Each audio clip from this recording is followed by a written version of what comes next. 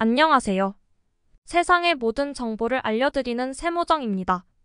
오늘은 고속도로와 관련된 내용인데요. 고속도로를 이용하기 위해서는 톨게이트를 반드시 거쳐야 합니다.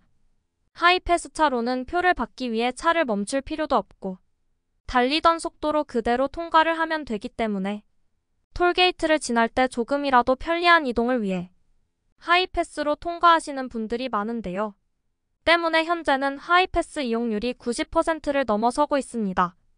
그런데 고속도로를 지나갈 때 하이패스 차로를 통과하게 되면 가끔 속도를 확 줄이는 분들이 계십니다. 주행하던 속도로 지나가려 해도 제한속도 표지판을 보게 되면 나도 모르게 주눅들게 되면서 급브레이크를 밟는 경우가 있는데요. 절대 갑자기 정차하지 마세요. 뒤에서 따라오던 차량과 접촉사고가 날 가능성이 매우 높습니다. 때문에 정부에서는 고속도로 정체와 하이패스 통과 시 급감속 등의 사고를 방지하기 위한 방안으로 많은 고속도로에 4차로 하이패스를 설치 확대하였습니다. 그런데 다차로 톨게이트뿐만 아니라 일반 톨게이트를 통과하면서 하이패스 인식이 제대로 되지 않거나 오작동 또는 알 수 없는 오류 등으로 요금이 결제되지 않거나 또는 하이패스가 없는 차량이지만 하이패스 차선으로 잘못 진입하게 되면서 급하게 차선을 변경하면서 추돌 사고가 발생하거나 결제를 하기 위해 차를 멈춰 세우는 경우도 가끔 보게 되는데요. 앞으로 이 영상을 보신다면 어떤 오류로 인한 미결제나 또는 차선을 잘못 진입했다 하더라도 그냥 편하게 지나치시면 될 것 같습니다. 시청하시면서 좋아요 한 번씩 꼭 눌러주세요. 우리나라 하이패스 최초 도입일은 2000년 6월 30일부터 시범적으로 시행하여 2007년 12월 20일부터 전국 영업소에 완전 개통하면서 본격적인 고속도로 하이패스 시대가 열렸는데요.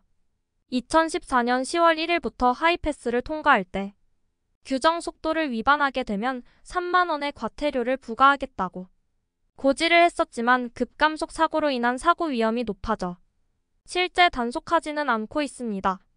그런데 이렇게 하이패스 차로를 지나가면서 예기치 못한 오류 등으로 통행료를 납부하지 못하게 되는 경우가 있는데요. 그냥 지나치시면 된다고 말씀드렸죠. 통과하고 나서 요금이 미납되었다 하더라도 새로운 납부 방법이 도입되면서 다양한 납부 방법이 생기게 되었습니다. 간단하게 납부 방법 8가지 정도 말씀드리고 새롭게 도입되는 납부 방법도 말씀드릴게요. 첫 번째로 톨게이트 영업소를 방문해서 직접 납부가 가능하고요. 금융기관인 은행 등을 통해서 납부가 가능합니다. GS 편의점에서 포스를 이용해서 요금 조회 및 정산이 가능하고요. 휴게소 종합 안내소에서도 가능합니다. 한국도로공사 홈페이지에서도 납부가 가능하고요. 1588-2504 콜센터를 통한 납부도 가능합니다. 휴대폰에서도 고속도로 통행료 어플을 다운받아 미납요금 정산이 가능하고요. 고속도로 공사에서 운영하는 EX-5일 주유소 단말기에서도 정산이 가능합니다. 이런 방법 이외에 또 이번에 새롭게 도입된 납부 방법이 있는데요.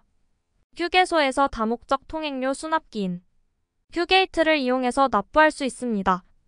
휴게이트는 그냥 무인정산 시스템 같은 키오스크라고 보시면 되는데요.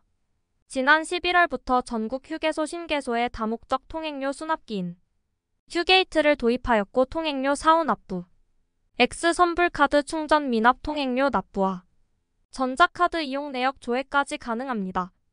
이런 편리성 때문에 톨게이트 요금을 납부하지 않고 지나쳤다면 휴게소에서 즉시 조회하고 납부할 수 있게 되면서 많은 이용자들이 이용하고 있다고 합니다.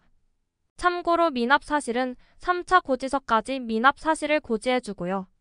납부하지 않고 4차 고지 받게 되거나 또는 최근 1년간 20회 이상 미납 요금이 발생하게 되면 20번째 미납부터는 10배의 부가 통행료가 부과되게 되고 고의적인 미납의 경우 압류 또는 형사고발, 500만 원 이하의 벌금에 처해질 수 있습니다. 때문에 미납 요금이 있다면 미루지 마시고 즉시 납부하시는 것이 좋겠죠. 그럼 오늘은 고속도로 하이패스와 관련해서 말씀드렸는데요. 이상 세상의 모든 정보를 알려드리는 세모정이었습니다. 끝까지 시청해주셔서 감사합니다. 구독과 좋아요 알림 설정은 사랑입니다. 헤헤.